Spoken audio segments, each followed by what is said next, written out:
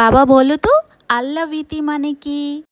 মানুষ কত কিছু শিখে, লেখাপড়া, চাকরি, টাকা পয়সা, কিন্তু ভিতরে যদি আল্লাহ ভীতি না থাকে তাহলে সেই শিক্ষা, সেই জীবন কোনো দিন পূর্ণ হয় না।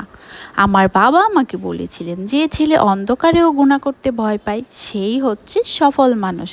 আল্লাহ বলেন, যারা না দেখেও আল্লাহকে ভয় করে তাদের জন্য রয়েছে ক্ষমা এবং মহাপুরস্কার। তুমি যদি চাও মানুষ তোমাকে সম্মান করুক, তাহলে আগে নিজেকে গড়ো আল্লাহর ভয় দিয়ে।